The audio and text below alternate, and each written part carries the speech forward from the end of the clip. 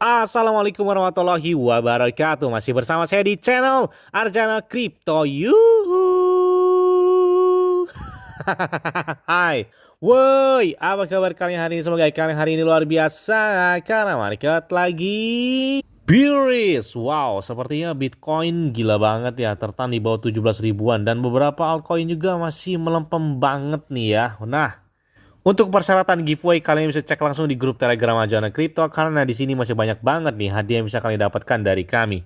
Selain itu juga kalian bisa follow langsung Twitter resmi dari Arjana Crypto biar nggak ketinggalan nih tentang informasi terbaru dan terupdate-nya.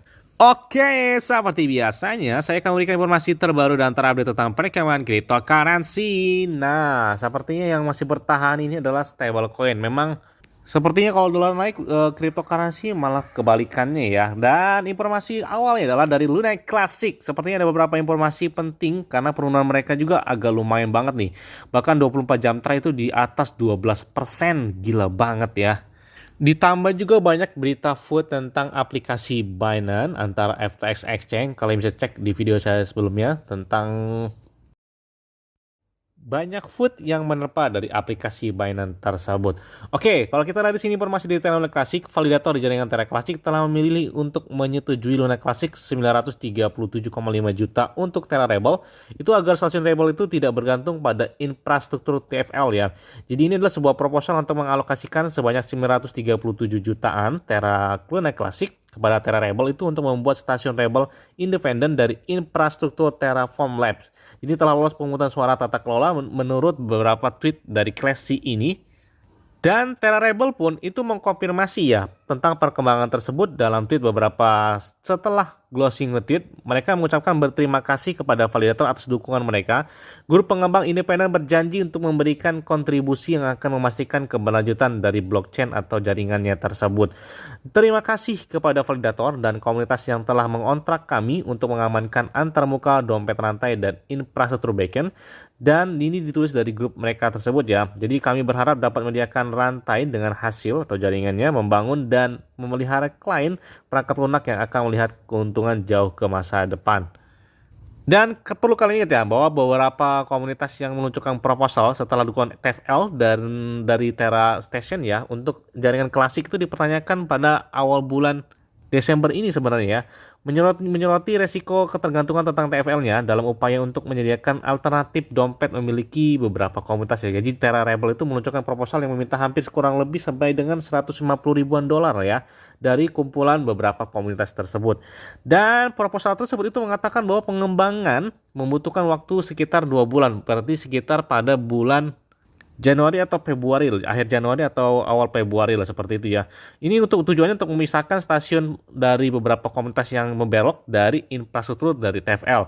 Meskipun lolos pemungutan suara, pemerintahan juga itu perlu dicatat bahwa beberapa suara itu berpengaruh dalam komunitas mereka tentang usulan yang baru tersebut, termasuk ya Terra Civita. Ini adalah salah satu kelompok pengembangan yang bersaing, menggambarkannya sebagai pemborosan dana kumpulan dari komunitas mereka yang bertentangan dengan pernyataan Terra Rebel sebelumnya bahwa pekerjaan akan memakan waktu 2 bulan. Dibantah oleh Terra Civita nih ya, mengatakan pekerjaan itu dapat diselesaikan oleh satu pengembangan hanya dalam beberapa hari. Katanya Terra Civita ini malah lebih cepat dari dugaan dari Terra Rebel tersebut.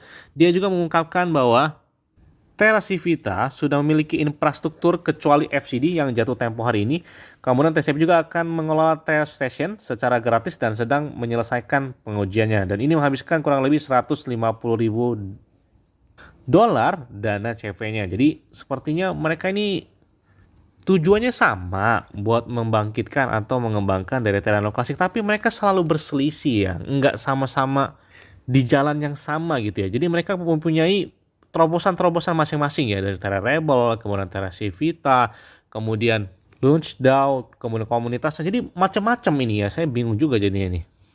Jadi kita harus pegangan kayaknya. Karena mereka banyak beberapa yang sepertinya nggak sependapat gitu ya dengan beberapa proposal yang mereka ajukan sendiri, yang beberapa komunitas juga ada yang setuju, ada yang enggak. Kemudian ada tweet terbaru nih dari satu anggota komunitas dari Luna Classic. Dia mengumumkan bahwa proposal tersebut menyatakan pendapat bahwa proposal ini gagal, memberikan perincian terperinci tentang bagaimana sebenarnya Terra Rebel itu akan membelanjakan dana tersebut.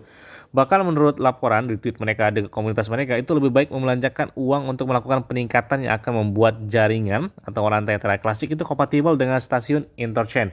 Karena ketidakpastian atas dukungan stasiun Terra lanjutan itu telah dihapus, dan voting dari tagar hashtagnya 11.030 bahwa validator komunitas populer Luna Classic DAO itu mengungkapkan bahwa mereka tidak dapat memahami alasan validator yang memilih proposal yang mereka yakini itu nggak jelas katanya. Nah, dan perlu kalian ketahui ya bahwa kemandirian dari TFL itu selalu ada dalam peta jalan dari Terra Rebel. Jadi pada bulan September lalu, bahwa pengembang inti dari Edward Kim mencatat bahwa beberapa pengembang yang berharap untuk membantu membangun kembali rantai itu agak sedikit ragu-ragu. Kenapa? Karena ikatannya itu katanya masih dengan si Duocon dan TFL. Nah, jadi sepertinya belum ada titik terang banget ya buat kok satu suara dalam komunitas dari Terra Nova Classic seperti ini.